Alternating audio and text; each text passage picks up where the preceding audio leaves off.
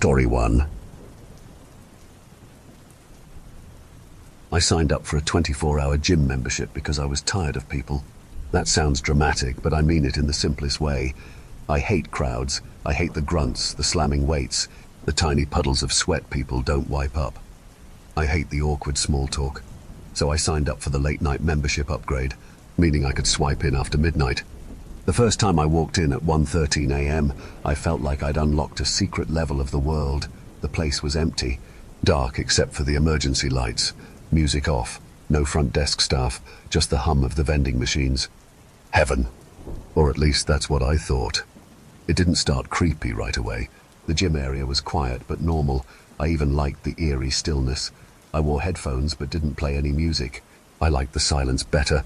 It felt reverent. Then, after a few nights, I discovered something weird. The locker room was colder than the rest of the building. Not AC is blasting cold, but damp, underground cold. The kind that settles into your bones. The kind that makes you think of basements and morgues. But the weirdest part wasn't the temperature. It was the lockers themselves. The lockers at night felt alive. The first time I noticed, I was tying my shoes on the bench. The metal lockers behind me popped loudly, like cooling metal, except they kept going. Pop, creak, rattle, shift. Normal buildings settle, sure, but this sounded like something was moving inside. I stood and put a hand on one of them. It felt like something was breathing on the other side of the door. I yanked my hand back so hard I almost punched myself in the face. I told myself I was being dramatic. It's just old metal, air pressure, whatever. But the next night I heard whispers, soft, faint, impossible to make out words, but definitely whispers. I spun around so fast I slipped on the tile. No one was there, of course. I stood still, held my breath. And I swear on my life, the lockers whispered again. This time I could make out a word. Why? I left without working out. The next night I considered not going back, but that stubborn, skeptical part of my brain won. There has to be an explanation, right? Midnight rolled around. I walked in. Silence, as usual. But the silence was different now. It felt aware.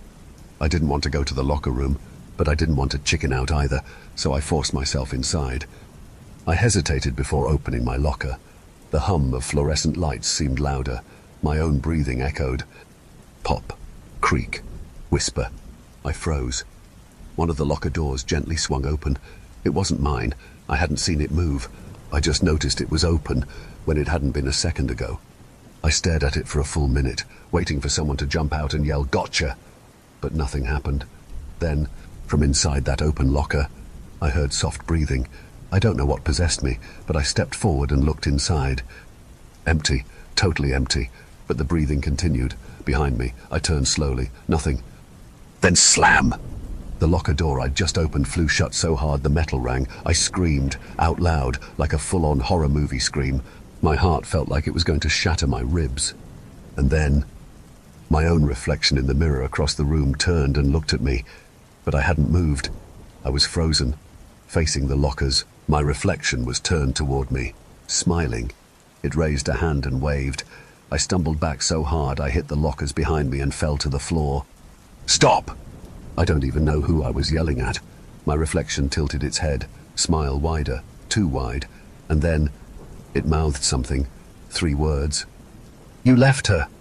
I stopped breathing. How the hell did it know? No, don't think about that. Stop, I whispered. Stop it. The reflection blinked, slow, deliberate. Then it turned its head back toward the mirror front view, perfectly neutral, like nothing happened. I ran out of the locker room and didn't come back for a week. But you know how horror works. Avoiding it never solves it. My brain wouldn't let it go. I replayed it over and over. The reflection, the whisper, the breathing, the words. You left her. It was a memory I kept buried. A secret I never told anyone. A night I hated myself more than I thought possible. A night I walked away when someone needed me. A night someone almost died. I tried to forget it. The locker didn't. I told myself I needed closure, so I went back. Late at night again, because apparently I'm an idiot. My keycard beeped at the door. The hum of the vending machine greeted me like usual, but the air was different, thicker, silent. The gym felt darker. Even the emergency lights were dimmer. I felt watched the moment I stepped in. I didn't go to the equipment. I went straight to the locker room. The moment I crossed the threshold, I knew something was waiting. The mirrors were fogged over, like the room had been full of steam, but it wasn't warm. It was freezing. The lockers were slightly open, not all the way, just a fraction of an inch, like something inside had pushed. The air buzzed with the whispers, not faint this time, clear, layered, overlapping, dozens of voices, hundreds. Why did you? You knew. You left. It's your fault. Tell it. Tell the truth. My knees went weak. The mirrors slowly cleared. My reflection stared at me, not smiling this time, crying, real tears streaming down its face. Same eyes, same everything, except not me. It spoke. I heard its voice out loud, not just in my head. You brought it with you. I shook my head. Brought what? It didn't answer. Instead, every reflection in every mirror turned, angles that shouldn't have lined up, reflections that should not have been able to see me, dozens of me, all watching, all waiting. Then my reflection stepped forward, out of the mirror. I tried to run, but the floor beneath me vibrated. The tiles shifted. I fell hard, skinning my palms. The reflections climbed out of the mirror one by one. They weren't copies of me anymore. They were wrong. Some were older, some younger, some broken, bent, twisted, mangled. Versions of me that should never exist. Versions of me that died. Versions of me that did terrible, unspeakable things. They circled me, their eyes full of accusation. You left her, they chanted. You left her, you left her. Stop, I screamed. I didn't know she needed help. One reflection stepped forward, the first one, the one that smiled. She knelt beside me. But you knew she was hurting. My stomach dropped. It wasn't talking about some random girl. It was talking about my sister. I was 17. She was 15. She'd been so quiet lately, so distant. I thought she just wanted space. One night, I heard her crying through the wall. I stood outside her door for a full minute. I almost knocked, but I didn't want to deal with it, so I walked away. She tried to kill herself that night. My mom found her in time. I hated myself, but I buried it, pretended it never happened. We never talked about it. She got help. She's alive. She's okay now. Right? Why are you showing me this? I whispered. All the reflections smiled at once. Because she never left. The locker room groaned. The metal warped. The walls stretched. A locker door in the corner slowly creaked open. Inside, in the darkness, I saw something move. A girl, curled up, pale, crying. My sister, but younger, as she was that night. Please, she whispered. Please don't leave me again. My heart shattered. I won't, I said. I'm here. I reached out. Something grabbed my wrist from inside the locker. Not her, something else. Something with long black fingers and too many joints. It squeezed my wrist until bones ground together. You can't save her, the thing hissed. You never did. I screamed as it pulled me toward the dark. I fought, clawed, kicked. The reflections watched, emotionless. The thing dragged me halfway inside the locker. Darkness swallowed everything. The air inside was thick and wet. It smelled like rot and old tears. I thought I was going to die. Then I heard a voice behind me. A real voice, soft, trembling. Her voice. Let him go. Everything froze. The grip on my wrist loosened. I twisted around. Standing at the locker room entrance was my sister. Not young, not broken, as she is now. Alive, strong, a little sad, always sad, but healing. She looked at me, really looked. I've been coming here, she whispered, every night. I knew you were here. I knew something was wrong. The shadows recoiled from her. You didn't leave me, she said. You didn't know how to help, but you're here now. She reached out and grabbed my other hand. Warm, real. She pulled me out of the locker. The thing inside shrieked. The reflections contorted. The mirrors cracked. The whole locker room screamed. The lights flickered violently. The metal warped. The whispers turned to deafening, inhuman howls. My sister held me tight. Close your eyes, she said. I did. The world exploded. Bah. I woke up in the parking lot. It was 3:07 a.m. My sister was sitting beside me on the curb, arms around her knees. She stared at the gym entrance. It won't bother you again, she said. My voice shook. What was that? She hesitated. Pain, she said finally. The kind that festers, the kind that fills the empty places. The gym, it feeds on secrets, on guilt. People go there to fix their bodies. But the lockers, she shivered. They want what's inside your head. I stared at the building, dark, silent. But how did you stop it? I asked. She didn't look at me, because I already faced mine. That hit me harder than anything else. We sat in silence for a long time. Finally I whispered, "I'm sorry." She nodded. "I know." Another pause. Then she took a deep breath. "Can you come home with me?" she asked softly. I nodded. We stood. As we walked to the car, I noticed something on the ground near my feet. A gym towel, folded neatly. I didn't bring one in. My stomach dropped. There was writing on it, in black marker. "I know you heard her." I stopped walking.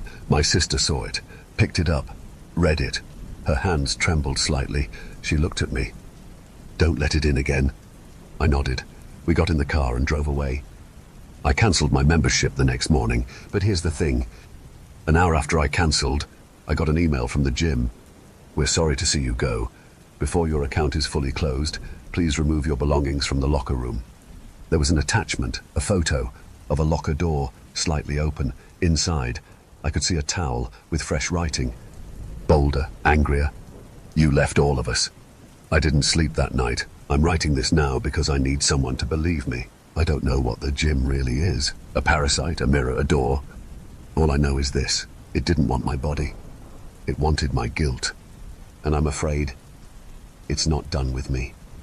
Because in the silence of my apartment just now, from the hallway closet, I heard a soft metal click, like a locker door opening, and then whispers.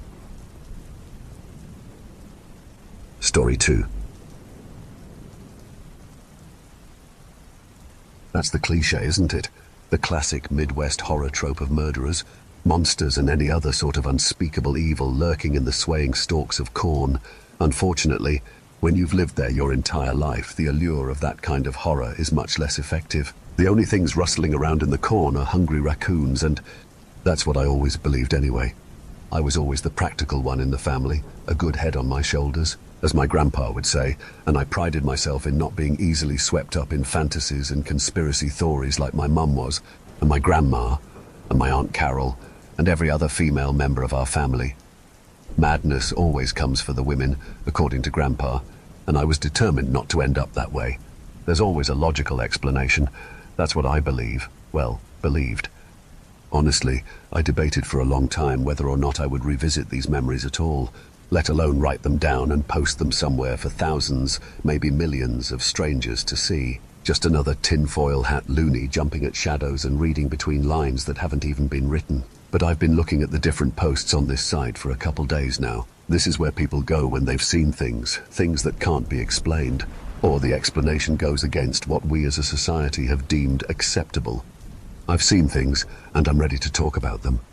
It started when my husband Elliot and I found ourselves moving back to my family's farm to take care of my dad after he had a stroke that left him unable to take care of himself for a few months.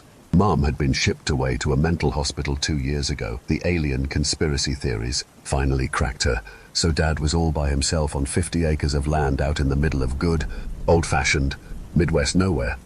Now, I call this a farm, but if you're picturing giant industrial-sized barns full of cows and massive, shiny equipment caring for endless fields of crops and hayfields, stop it. 90% of the land was woods with just enough land carved out for a 2-story farmhouse, a tiny barn for a handful of chickens, a couple goats, and an ancient sway-backed horse, and the cornfield that took up more land than the house and barn put together. Corn was the only thing he sold from that farm deer bait for hunters, and when Mum was still around, they would turn the field into a maze for the neighborhood kids. At first, everything went pretty smoothly. I had a job that let me work remotely, and Elliot found part-time work at the local bookstore. Dad was recovering nicely, and I had just gotten 2 pink lines on my pregnancy test after a year of trying. I was sitting on the front porch, feeling a little sick and a little giddy, trying to think of the best way to tell Elliot. I didn't notice how late it had gotten. Night falls fast and hard in the country. A short twilight is the only warning you get before you're plunged into a darkness you can't imagine if you haven't experienced it. Nothing dramatic happened beforehand. The woods didn't suddenly go quiet. I didn't get an inexplicable chill down my spine. I just saw a little glint in between the stalks of corn as they swayed in the evening breeze. Small, Low to the ground, a fox most likely looking to snatch himself a chicken. A common occurrence in a place like that, so much so that I barely registered it. What I did register, though, was the rustling in the corn to the left of the glinting eyes. Probably a deer, another common sight in the cornfield. I saw it a minute later, its tawny pelt lit up in the dim glow of the porch light, but something wasn't right about the way it moved. It was hunkered low to the ground, limbs bunched up and creeping out in a way that deer limbs absolutely do not do. Picture a cat stalking a mouse and you'll have a decent image of what this deer was doing. It's silly and cartoonish to imagine, but it was eerie to see it happening in front of me. I didn't move from my spot on the porch, transfixed by this weird deer creeping through the cornfield until it was out of the halo of the porch light and I couldn't see it anymore. I was about to get up to tell Elliot and Dad when I heard the scream. If anyone reading this hasn't heard a fox scream before, the best way I can describe it is the scream of a dying woman. People have actually reported hearing a woman screaming in the woods when what they're actually hearing is a fox. No matter how many times you hear it, it's going to scare you, and this was no exception. The scream of an animal being tortured. Blood, agony, tearing, pulling, devouring. I jumped to my feet then, and something in the cornfield rose with me, head peering above the stalks. Taller than any four-legged animal had a right to be. The deer.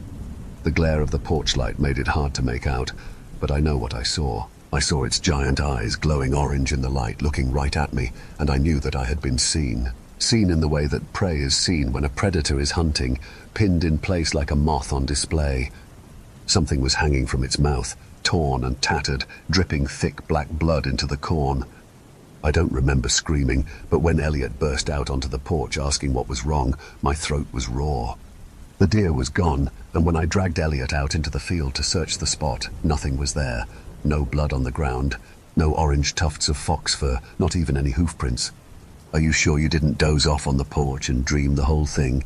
Elliot suggested gently when I described everything over the dinner table. I wanted to say I was sure that I knew what I saw, but was I? Did I? I'd been tired this last month taking care of Dad. What was more likely, that I had seen a deer stalk and kill a fox, or that I had fallen asleep and had a nightmare?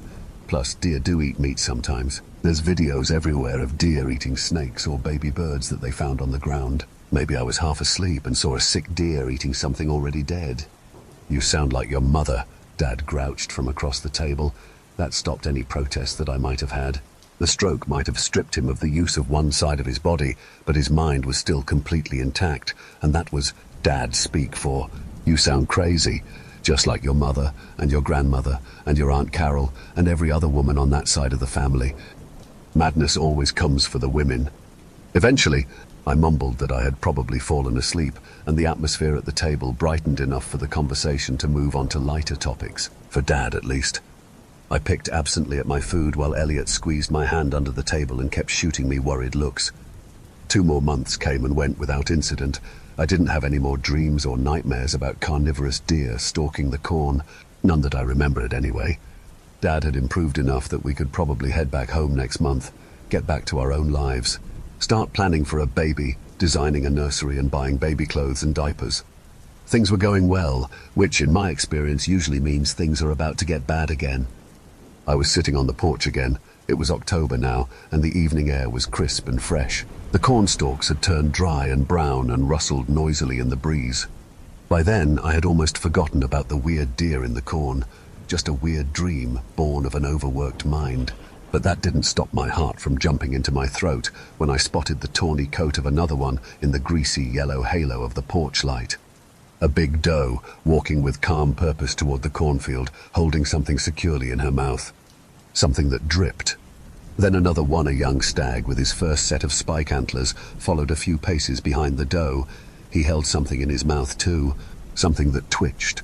One after another, a dozen or more deer marched solemnly into the dried stalks of corn, each carrying something dead or almost dead with them. I watched the whole procession from my spot on the porch, my mouth dry and my palms wet. I wasn't dreaming. I know with everything sound and sane in me that I was wide awake and stone cold sober. One last deer, a straggler, barely out of its fawn spots, hurried to catch up with the rest, struggling to hold up what it carried in its mouth. Something squirming and writhing. something that dripped black-red blood onto the ground, something that cried with a voice all too human. I stood up then. My legs carried me after the deer before my brain could catch up to what I was doing. The cornstalk slapped against my arms as I charged headlong into the field. I couldn't see the deer anymore, but I could hear the crying. Weak, shrill, and tearing at an instinct that had been growing in my body for the last 2.5 months. I barely managed to stop when the corn abruptly gave way to a clearing, perfectly round, the stalks stomped down by countless hooves for who knows how long. The deer were all assembled, standing silently inside the circle, their prey laying at their hooves like offerings to the beast that stood in the center. I went to a museum once as a kid and saw the remains of a prehistoric deer. I can't remember what it's called, and I remember being amazed at how big it was, how strong its neck must be to hold up such massive antlers, each one longer than a man.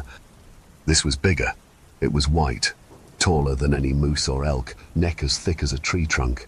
Golden antlers so tall and so wide they surrounded the moon that rose above its head, creating the illusion, I think, that it was wearing it. The only jewel worthy of such a mighty crown, of such a mighty creature. I watched as it surveyed the offering set before it with frosty disinterest until it reached the baby still wailing, still squirming around in its own blood on the hard, pointed floor of broken-off cornstalks. The beast's ears flicked forward for a brief moment of interest, and it lowered its massive head to sniff at the pathetic thing. It must not have liked what it smelled, because it raised its giant hoof above the flailing lump and brought it down. Hard. I thought it would crunch, like stepping on an egg, but it didn't. Just a dull thud, and the crying stopped. I made a noise then, a gasp or a cry, I can't remember which, and 24 heads turned in my direction, 24 pairs of empty black eyes, glowing in the moonlight and freezing me in place. The deer didn't move, not so much as the flick of an ear. They just stared. The white monster huffed loudly through its nose and pulled its lips back in a snarl that defied the deer body it wore. Its teeth were the teeth of a wolf, dripping with thick ropes of saliva. It stepped forward, the congregated deer silently parting to make room, and approached where I stood at the edge of the clearing. I couldn't move, I couldn't breathe, I could barely think. I could feel the ground shaking with every step the beast took, closer and closer, until it blocked out the world with a wall of white. It hurt to look directly at its face, but something told me I didn't dare look away. It wanted me to see, wanted me to feel the full force of its presence. It leaned its head down and sniffed me like it had with the baby. And something changed. Its ears perked forward, its mouth relaxed. The deer in the clearing huffed and shifted in anticipation. The white beast opened its mouth and I was treated to a view of its black tongue and cavernous gullet. I was going to eat me, swallow me whole. I was the sacrifice it had been wanting, the offering on the altar. Instead it spoke, slow, hoarse, forcing words out a throat not made to make them. Daughter of the Istars. I didn't have time to think about what those words meant. The beast touched its muzzle to my stomach, and suddenly I wasn't myself anymore. I was something old, something afraid, something running away. I was hurtling through the stars faster than a human mind could fathom.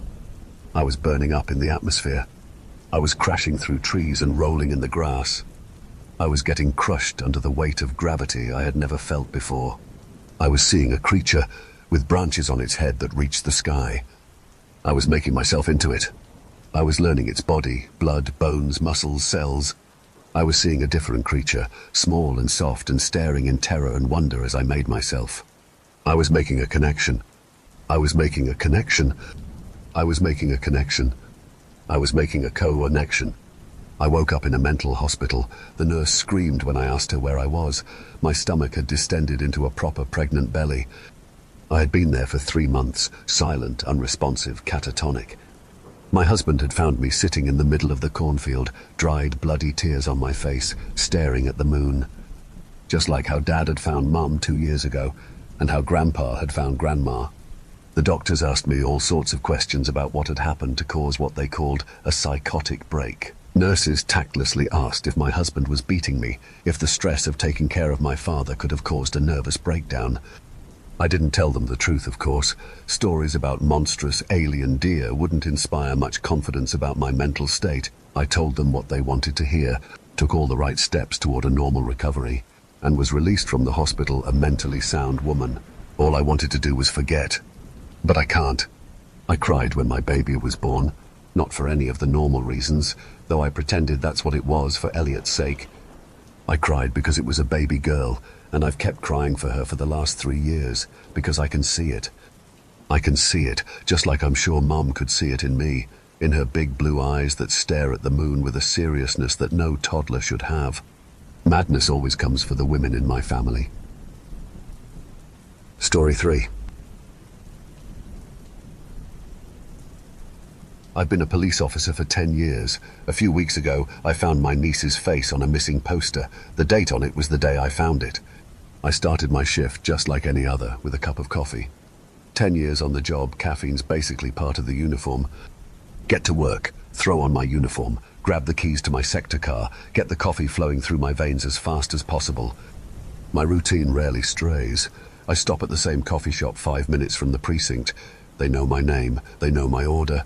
I could walk in half asleep and still leave with exactly what I need.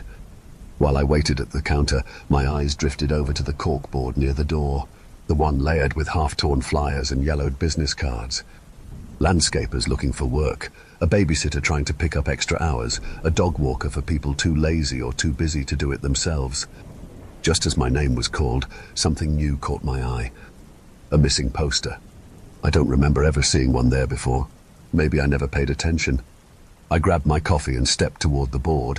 I took a closer look, tugging the paper free from the thumbtack. The photo stopped me cold. It wasn't a blurry security image or a kid who looked kind of familiar. It was my niece, her school photo. The same one my sister keeps on the fridge, the same one I carry in my wallet. Above the picture, bold black letters. Missing, last seen. The date written there was the same day I was standing in that coffee shop holding it. I didn't have time to be confused. My hands were already patting my pockets, searching for my phone. When I realized it was still in the car, I ran, shoulder-checking the door on my way out, nearly spilling someone's latte as I pushed past. No missed calls, no voicemails, no texts. I hit my sister's number. No answer. Tried again. Nothing. I kept calling the whole drive over. Each ring felt longer than the last. I pulled up hard in front of her house, tires scraping against the curb. My niece's scooter was still on the porch from the night before, lying on its side. I rang the bell, then knocked, then called her name. The door flew open. My sister stood there, hair wet, bathrobe disheveled, eyes wide like she'd just run from the shower. For a second she just stared at me, confused, trying to place why I was there. Then she saw the crumpled flyer in my hand. The color drained from her face. "What happened?" she whispered. I stepped inside. She knew something was wrong before I said a word. I held out the paper. "Look at this." Her eyes went wide. For a second she didn't breathe. "What the hell is this? She's fine. She's at school." "Are you sure?" "Yes. I saw her get on the bus just like every morning." "Call the school," I said. "Now." "You're scaring me. Why wouldn't she be there?" "Just call." She grabbed her phone with shaking hands. I turned away, trying to keep my head clear. I needed to radio this in, tell a supervisor, something. There was no chance in hell I could finish my shift without knowing she was safe. I walked into the kitchen, trying to gather my thoughts, mind racing. The fridge caught my eye. The picture, her school photo, the one that I had grown accustomed to seeing, was gone. I went back to the living room. My sister was standing still, phone slipping from her hand. It hit the floor and bounced once against her bare foot. Tears filled her eyes. "She never made it," she whispered. I called my supervisor and explained the situation, told him we had a missing juvenile, told him about the missing poster I found. He assured me that all hands would be on deck and told me to wait there so my sister and I could give statements when the other officers and detectives arrived. Even though my sister was distraught, we still needed answers. I asked her about the missing photo from the fridge. She looked confused. "I never took that photo down. Why would I?" The pit that had already settled in my stomach felt like it was spreading through the rest of my body. I told my sister not to move and stood up slowly. I took the gun from my holster and began to clear the house. Something hung over the place. I can't put words to it, but it didn't feel right. The last room left to check was my niece's. I opened the door and stepped inside, ready to confront anyone or anything I saw. Her room was always a disaster. Clothes on the floor, toys everywhere, half-finished drawings on the desk. Now it was spotless, bed made with perfect corners, toys put away in every bin they belonged in, no clothes on the floor. Not even dust on the dresser. I called for my sister. She came to the doorway and froze. "Did you clean this? Did she clean this?" I asked. "No." Her voice was flat, empty. Then she broke down crying. The first unit showed up less than 10 minutes after I called it in. Blue lights rolled across the front of the house, painting the walls. 2 uniforms came through the door, calm but moving fast. One of them knew me. He didn't say anything, just gave a small nod that seemed to say we got it from here. I holstered my weapon and stepped back toward the kitchen. The energy drained out of me all at once. I could feel the weight of the gun pulling at my belt, the sweat drying cold under my vest. A detective arrived next, followed by crime scene techs. They moved quietly, professional. My sister sat at the table with a blanket over her shoulders, answering the same questions again and again. I tried to focus on the facts for my statement: time, location, who found what, but my mind kept jumping back to that room. A tech brushed powder over the doorframe, then over the dresser. Nothing but smudges. He went to the window next. After a minute, he called the detective over. They had found prints on the inside glass. Small ones. Too small to be mine, too defined to be old. Outside, the radios crackled. More units canvassing the neighborhood, checking the bus stops, talking to anyone awake. I stood by the front window watching the reflection of red and blue pulse across the street. Then a voice came over the radio. "Dispatch, we've got something at the bus stop. Another poster, different photo, same handwriting." Everyone in the room went still. The detective looked at me. "Stay here," he said quietly, and headed for the door. I watched him leave, lights spilling after him into the dark. I wasn't about to just stand there, so I followed. The photo seemed to be taken that morning. My niece standing at the bus stop, backpack on, head turned toward the street. The detective asked, "You take this?" I didn't answer, because we both knew I hadn't. The detective kept the photo sealed in an evidence sleeve. He told me to go home, get some rest, let them handle the canvas. I nodded, but we both knew I wasn't going to sleep. My sister needed me. My niece needed me. I walked back to the house to tell my sister what we'd seen. Her world was crashing down around her. She shouldn't be alone. I convinced her to grab a few things and come stay with me until we figured this out. With no other choice, she agreed. We stopped by the precinct to pick up my personal car. Not many words between us. I looked over at her. "We're going to find her," I said. "I'm going to find her." No response. She just stared out the window. When we pulled into my driveway, I got out first and grabbed her bag from the back seat. The porch light flickered once as we walked up. Something was stuck to the front door. Even before I read it, I knew what it was. Another missing poster. Another different photo. It was from my birthday, my niece hugging me, both of us smiling at the camera. A picture that only I had. A picture that was in my living room. The detectives came to sweep my house. The doorframe showed no forced entry, no prints. The birthday photo was gone. That night, sleep never came. My sister was on the couch, wrapped in a blanket, the TV still playing from where we'd left it. The volume was low, a soft hum under the silence. I checked the doors twice, then a third time, every lock, every window. When I walked back into the living room, my sister had finally drifted off, exhaustion winning over panic. I went to grab another blanket for her. That's when I noticed the empty space on the wall. I couldn't believe someone had been in my house. I couldn't believe any of this was happening. Then I heard it, a faint whirring sound from down the hall. I followed it toward my office. The sound grew louder, steady. When I opened the door, the printer on my desk was running, pages spilling onto the floor. I stepped closer and picked one up. A missing poster. Same format, same bold letters. Each one a different photo of my niece. Story 4. I collapsed onto the couch, exhausted. My feet ached in the damn dress shoes. I'd been standing in them all day at that stupid conference. I'd only arrived in the city yesterday, but since getting off the train, it felt like the endless event had swallowed my entire life. All I wanted was to eat something and finally get some sleep. At least the Airbnb I'd booked was comfortable, quiet, calm, a decent place. I headed to the kitchen, remembering I'd left a sandwich in the fridge that morning. But as soon as I got up from the couch, the intercom buzzed. The building I was staying in was 5 stories tall, and the only way inside was through the front gate downstairs. I shuffled over and picked up the little white handset that played that familiar tinny melody. "Finally," said a familiar voice. "Listen to me, right now." "Who is this?" I snapped, irritated. Shut up and listen, Hank. The voice cut me off, tense and urgent. I froze.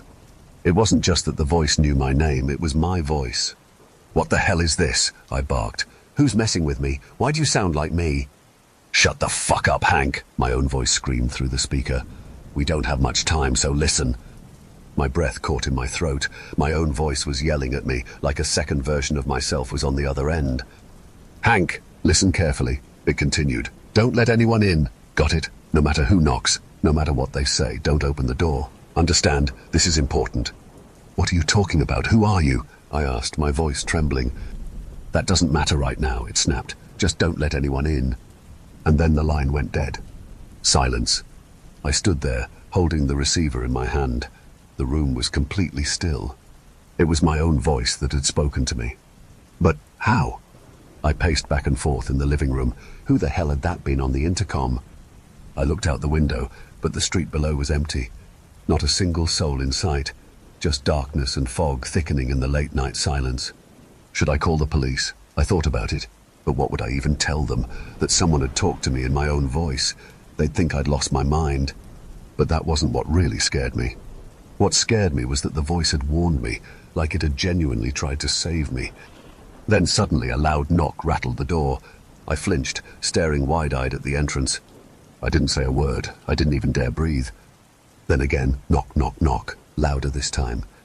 I crept closer to the door, meaning to peek through the peephole, but before I could, a heavy pounding shook the apartment. My heart slammed in my chest, and sweat started rolling down my forehead. Hank, please, open up, said a voice from the other side of the door. I froze. Sweat trickled down my back, my hands trembling. That voice, it was mine. Hank, I know you're in there, my voice said again. Please open the door. We have to fix this. I couldn't speak. I just stood there, frozen in my dark blue suit jacket, my throat bone dry. Hank, don't fuck with me, the voice growled, angrier now, pounding again and rattling the handle. Open the goddamn door. I know I told you not to, but this is different. This is the only way. No! I yelled back. Get the hell away from here, whatever you are. Jesus Christ, Hank, don't be stupid, my own voice shouted from the other side. Fuck you, I screamed. I'm not opening it. The next moment, the door shook violently, as if someone were kicking it full force, again and again, until I thought it would burst from the frame. And then, silence. One last thud, and then nothing. I waited, hoping a neighbor might come check on the noise, but no one came. I sat on the couch, nervously rubbing at the stubble on my chin. I'd already taken off my jacket, only my sweaty, wrinkled white shirt clung to me. I had no idea what to do. What the hell was going on? What did those voices want from me? Then it hit me. If not the police, maybe I could at least message the Airbnb host, tell them someone was screwing with me. I jumped up from the couch, and in that exact moment, a cold, crawling feeling ran down my spine. That's when I realized all my stuff was gone. No suitcase, no work laptop, not even my phone, the one I'd set down on the coffee table after getting back from the conference. I tore the place apart in a panic. Checked the kitchen, the living room, the bathroom, nothing. Impossible, I muttered. It was all right here. I hurried back to the living room, hoping at least my briefcase, with the company documents, was still there. But then something much worse happened. A sharp click broke the silence, the sound of the front door's deadbolt turning. Then I heard it slowly creak open. The blood drained from my face. Someone was out there, and now they were coming in. Panicking, I slammed the living room door shut and dove beside the bed. My chest felt like it would burst, my heartbeat hammering in my ears. From the outer room came the sound of footsteps, shoes tapping against the kitchen tile. Then a dragging noise, like something heavy being pulled across the floor, toward the living room. Where the hell did I put my wallet? A voice muttered. I froze. That voice was mine. My own voice was talking to itself out there. My eyes darted around, searching for any way out.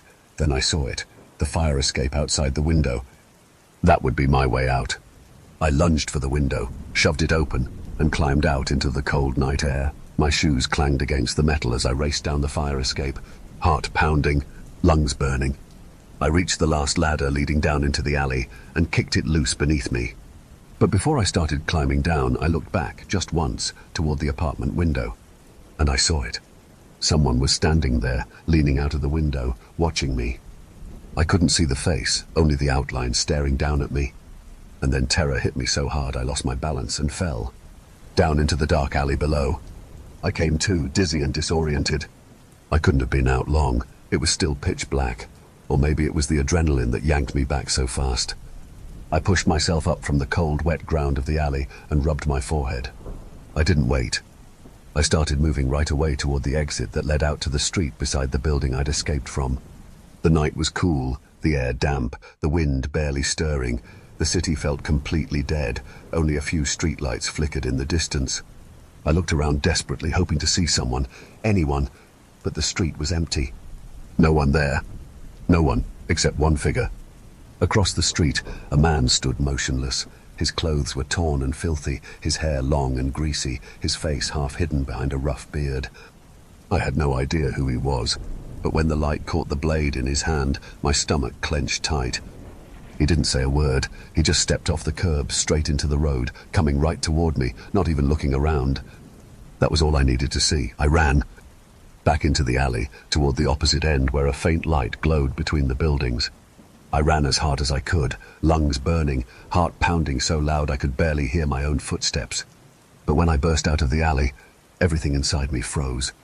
I was back where I'd started, right in front of the Airbnb building I'd just escaped from. The same street, the same houses, the same empty silence. Only now, a taxi was parked in front of the building, and a man was stepping through the front gate. "Wait!" I shouted after him as the cab began to roll forward. "Wait, please! Help me! Someone attacked me!"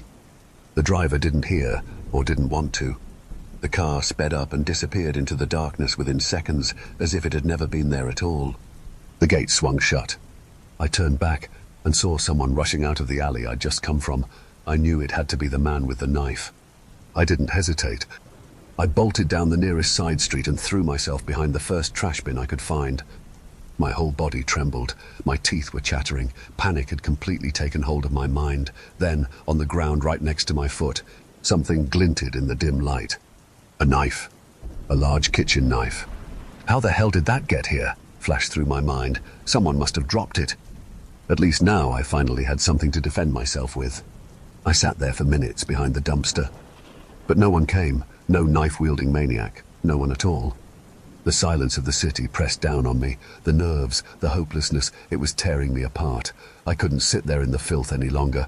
My pant legs were soaked through, and I was gripping the knife so tightly I thought the handle might snap. I crawled out from behind the dumpster and carefully stepped back into the street.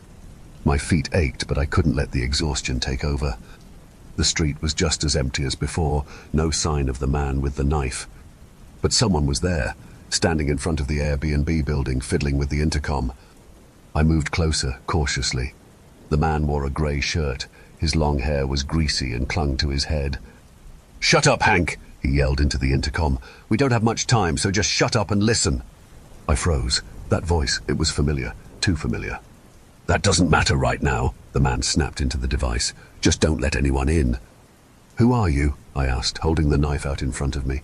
"And why do you sound like me?" The man ended the call, then spun around in one quick motion and pointed a knife right back at me. That's when I saw it clearly. He was me. Except this version of me looked like he hadn't slept, eaten, or even showered in weeks. "Get the hell out of here, man," he shouted. "This isn't the way. This isn't how you fix it." I just stared at him. My head was spinning. None of this made sense. "Oh, God," he muttered, lowering his knife. "You're new." "New? What are you talking about? Why do we look the same?" "I don't know everything," he said, his voice strained, almost frantic. "But there are two things you need to remember. First, if you see the one covered in cuts, don't go near him. If you see him, run. Second, if you want to get out of here, you'll have to do something. I don't know what yet. Not exactly, but there's a way." "What the hell are you talking about?" I asked. "Get out of where? Who's the one with the cuts?" "Shut up and listen," he growled. "Do you remember when you came here, or how?" His words hit me like a hammer. I tried to remember, but nothing came. I didn't know when I'd arrived, or whether I'd driven or flown. I couldn't even remember if there'd been a conference at all. The harder I tried to recall, the more my thoughts began to unravel. How did I even get here? And where the hell was I? Story 5. Buried in the local free classifieds between someone selling pit bull puppies and someone else wanting to buy a used chainsaw, it said,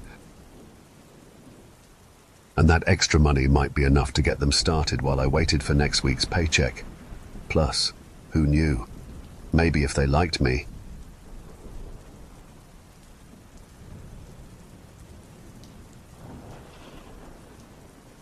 Fuck yeah. Sounds like a plan. See you then. I hesitated, not sure whether to say ma'am or sir. The voice on the line was a bit high-pitched, but in a warbling, watery way that made it hard to tell if it was a man or woman speaking.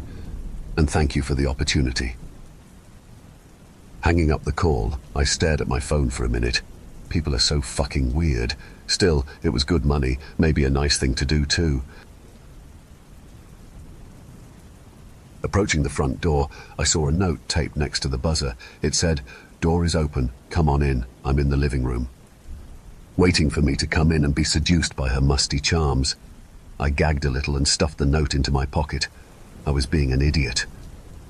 To the left, I caught a glimpse of some furniture and decided that might be the living room. Yeah, there's someone sitting in that. What the fuck?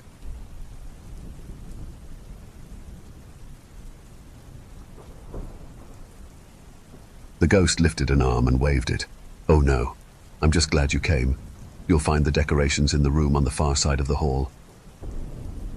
"No, I can't really see under this thing, and it'll be a while yet before it's dark enough for me to take it off. I trust your judgment."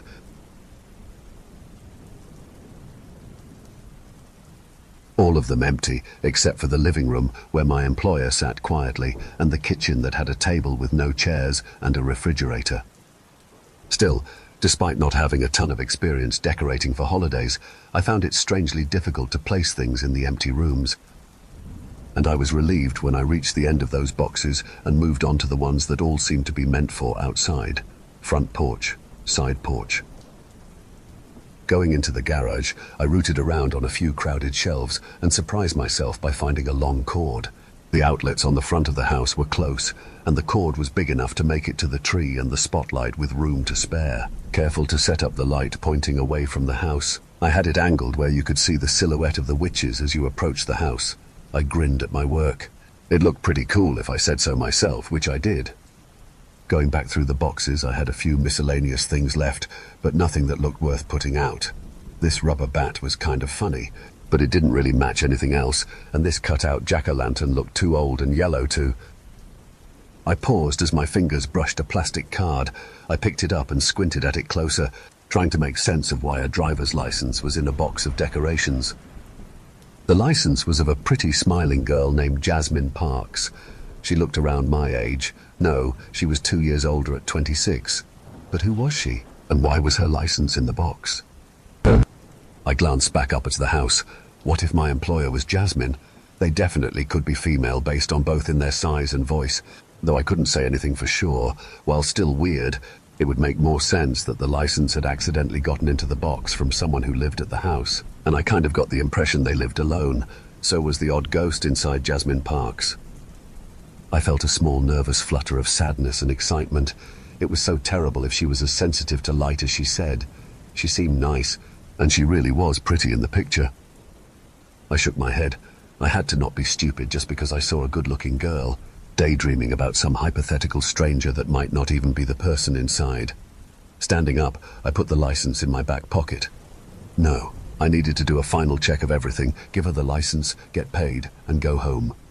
Giving the coven a final approving nod, I picked up the 2 boxes I'd been looking in and headed back to the house to check everything else one last time.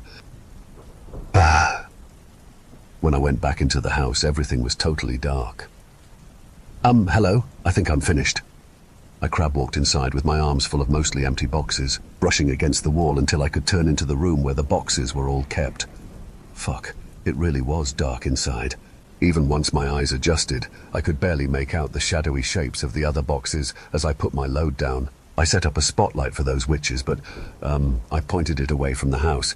If you want it off, though, I can unplug it. That's wonderful, you've done a wonderful job. I jumped and let out a small gasp at the sound of her voice close by. I'd kind of assumed she was still over in the living room, but that had sounded much nearer than that. Maybe in the same room, though it was hard to get my bearings. Heart pounding, I nodded before shaking my head and saying, "Thanks, I think I'm right at 3 hours, so no need to pay me overtime." but if I can get the 150, I'll be heading on out. A soft laugh, and then, the money's in my purse, on the sofa, over in the living room, if you don't mind getting it. I almost argued, saying I didn't want to be responsible for going into a stranger's purse, but she had offered, and maybe it was easier for her if someone else did stuff like that. I started easing my way across to the hallway, hands waving out in front of me like a blind man. Yeah, her having to turn on a light to look in her purse would be bad for her, and it's not like she can see in the dark well enough to... I can see you now. I froze, blinking. Oh? The voice was definitely coming from behind me in the box room. Oh yes, I can see you very well. You're very handsome. I felt another nervous flutter, but this one was shot through with growing unease as I looked around in the murky dark and didn't see anyone. Thanks, I can't see you. Looking back behind me, I saw a dark shape stand up from behind the stacks of boxes. How about now? Something about that shape, on top of everything else, made my heart start to pound as my throat began to tighten. I started walking fast toward the living room, pulling out my phone and turning on its light as I searched for the purse on the sofa. Yeah. Sorry, I'm going to grab the money and then I have to jet. I felt awkward going into someone's purse, but my fear and desperation to be out of there outweighed any remaining pangs of politeness. There was a red purse against the back of the sofa, and I dug my hand into the main compartment as I tried to open it wider with the hand holding the phone. I felt the thick paper of bills just as I heard a creak in the floorboards out in the hall. Shining the light on the money I'd pulled out, I counted out the $150 and stuffed the rest back in the purse as I turned to run back to the hall and outside. I froze as I saw what looked like the shadowy silhouette of a head peeking around the edge of the doorframe at me. It looked misshapen and strange, but I couldn't see enough detail in the dark to say it wasn't just my imagination. I was still debating whether to just run past or not when she spoke again. Are you sure you have to leave yet? I wanted to see you more. I let out a shiver. Yeah, sorry, I have to be going. I took just the $150. Thanks for the job, and... The figure stepped out into the doorway and I felt my voice die in my throat. Something was wrong. It wasn't my imagination. Her body didn't look right. I'd been fighting the urge to shine the light on her since I'd brought it out, but I had to get out of there. And now she was walking closer as I stood there, frozen, and I had to do something and get away because this wasn't right, and oh fuck. I turned the flashlight on her and we both began to scream. She was made of eyes. Her body was naked, twisted and bulbous from head to toe with clusters of hideous eyes, small ones, big ones, those that were milkily blind, and those that focused on me with fury, even if it meant staring into the too bright light. There were so many, all moving independently and carpeting her flesh so thoroughly with tumorous sight that you could barely see the patches of pale, grey meat in between. Something in me broke at the sight of her and I started to run, still letting out a whistling wail even as I dodged her grasp and headed for the front door. For her part, her scream had boiled off into a simmering hiss that grew as she chased after me. I fucking told you how I hate the light. I didn't slow down except to throw open the door. I'm sorry, I have to go. It made no sense to apologize or explain anything at this point, but my mouth was on autopilot as the rest of my body tried to keep me alive. I leapt down the porch steps and started running across the yard to my car, and I had the fleeting, hopeful thought that maybe she wouldn't leave the house. Then I heard that hiss growing louder like a train bearing down. Was she actually fucking gaining on me? I think she fucking... She hit me as I drew close to the witch's coven I'd set up at the tree. It wasn't even a question of keeping my feet. She's gotten me from the side and I rolled into the light I'd set up there, its illumination winking out immediately. I had a desperate idea of getting it going again and shining it on her, but there was no time. She was already on me, wet, bulbous fingers digging into my belt and tugging me backward in the direction of the house. There was no words anymore, just my screaming and her tired, sullen hiss.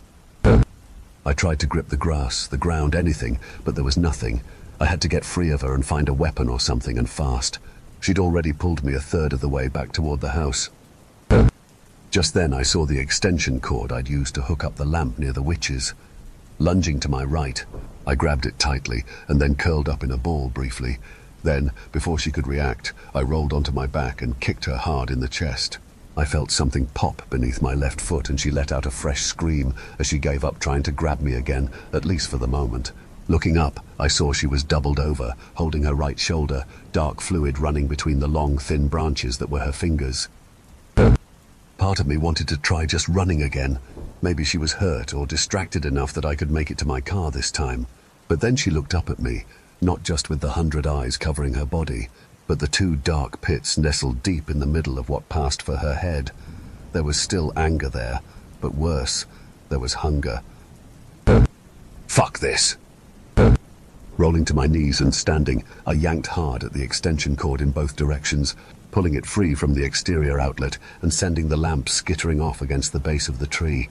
Sucking in a breath, I forced myself to move to her back and quickly wrap the cord around her neck twice, pulling it tight as I began to drag her toward the tree. It was all so strange. I could see myself doing it, and I did have some basic instinctual plan, but I don't remember any specific thoughts or feelings about it. I just had to get it done. Get it done so I could get away and live. So I pulled her along, ignoring her thrashing as I threw the longer part of the cord of one of the big lower branches and started to pull her up. She was clawing at her neck, trying to get free or pull herself up further, but she was too tired, and I made sure to not pull her up high enough to reach the overhead branch. Instead, she just fought and kicked and stared at me with all those terrible, terrible eyes. I kept hold of the cord the whole time, grunting and sweating with the effort and being ready to bolt if the tree or cord decided to give. Instead, they held, and she finally stopped moving. Only then did I have a moment of guilt. Had she just been some kind of poor mutant, maybe even the girl whose license I'd found in the box? But no, I didn't know it then, but I checked into it later. She'd been putting out that same ad for 6 weeks for the last 5 years.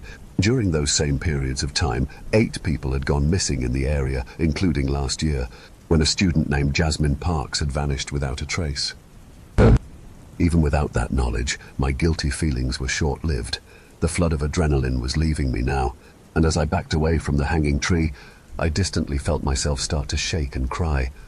Whatever the fuck her deal was, she had tried to kill me or keep me or whatever. Fuck her. Getting into my car, I stared out at her hanging silhouette against the rising orange moon.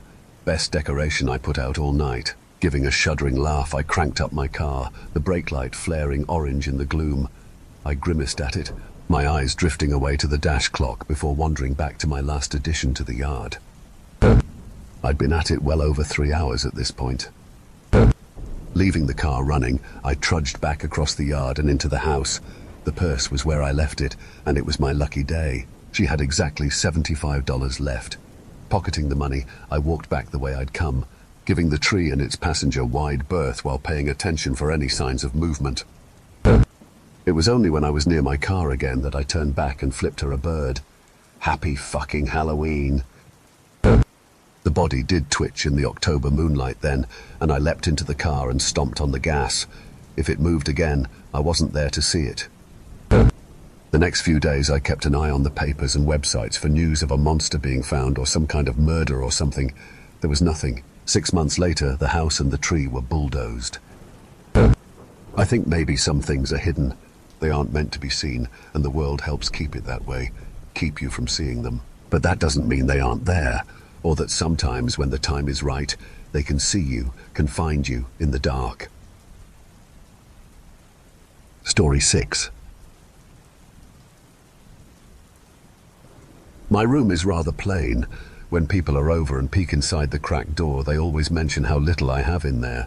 A bed, a desk, my wardrobe, and a few little trinkets with a plant littered around the space. Honestly, I never really am much for interior design, so I don't mind being a minimalist. Although my friends and family always ask about my mirror. The first time someone inquired about it, I was surprised because, well, I don't own a mirror. The only one I have is in my bathroom, but everyone would insist that I do in fact have one. It's up against the wall at the foot of my bed, they'd say. It's hard to miss, is another common one. I would play along after a while, sometimes chuckling about the running joke those closest to me have, forgetting about the giant mirror, so crazy. Sometimes when it was late and I was settled into bed, I'd try to peer into the darkness to make the frame out. Pitch black nothingness would beckon back. Countless sighs in frustration would follow. "You added a drawing to the framing," my friend Amy called from round the corner. The book I have in my lap shuts with a thump. I roll my eyes as I pad over the wooden flooring of my apartment to Amy, my door wide open. I purse my lips. No, I haven't. It's the same as always. I lie. She gives me a look, crosses her arms, taps her foot. Her rhythm in threes of fours, like a waltz. Seriously, I haven't done anything to it. Why? What does it look like? Amy glances back through the doorway. Her shoulders start to tense, and as she turns, her face looks crumpled. You really don't see the drawing? She pushes again. It's honestly kind of creepy. I didn't realize you had that talent. I weave past her into my room, no mirror that I can see. Amy squeezes past me then, a blur of motion before I could even blink, and then a piece of paper is pressed right in front of my face. I didn't even see her grab it. Yet there it is, a piece of flimsy paper, colors swirling about in odd directions with no sense or reasoning. To me it looks almost nauseating. Her hands inch away with a snap of her wrist, turning the paper towards her. Dude, I'm like freaked out, to be honest. You got everything right. I never even told you about this. My heart picks up at that. What the fuck are you talking about? Face red and warm, I start to sway and feel lightheaded. You drew my at H3-P, Thomas, she replied, her tone thick and scratchy. Amy looked like she was going to pass out. My throat tightened. I never really understood what Amy said. Trust me, I tried to, and I asked about it several times. Amy would always dodge the question, though, even after I begged. She just would get mad and say to look at my own drawing. It was a lost cause trying nowadays. Truthfully, after that, I refused to let anyone into my room. I bought a lock from Bunnings and always kept it shut tight whenever people would come over, lest I'd have to deal with the uncomfortableness and the shock like Amy felt. It became more and more common for friends and family to visit literally the day after my lock was hastily installed. Like everyone heard a rumor that my room had weird drawings like Amy's, and they'd insist that they didn't want to come over just because of that. The mirror. The invisible mirror. Every single time, and no matter whom it was, would ask to see it. For a couple of hours, William, Mum, Amy, anyone really, they would talk about nothing in particular. Updates about their lives. We'd sometimes go out or eat in. I liked it. I encouraged anyone who walked through my apartment door to be themselves, vent about anything. The topic would always come up, sometimes an outright question. Other people were more sly about it. Can I see your room? Innocently enough, at first. Maybe they wanted to see my plants, or other random excuse. I just know now it's always about that goddamn mirror. I fell for it a couple of times, and every time it happened, whatever drawings they'd come across, later on they'd look at me all funny. Despite that, they'd still beg to come over for a chat or a coffee. I was sick of it. I wanted to smash it to pieces, see the glass litter the floor. 7 years of bad luck be damned. There. I wake up with my head all fuzzy, the shapes in my room blurry and unfocused, everything usual from what I could make out. I look at the foot of my bed. No mirror. My head hits the pillows and I groan. My alarm blares and wails in agony before my palm sinks on top of it. The static-like silence plunging right in afterward, my eyes still trying to focus enough to read the time. From the corner of my eye, I notice a figure. My breath catches as I lock my gaze to my desk, like I've been frozen by Medusa, the dark figure just standing there, its inky fingers slowly reaching up, and up, and up, until it finds where it wants.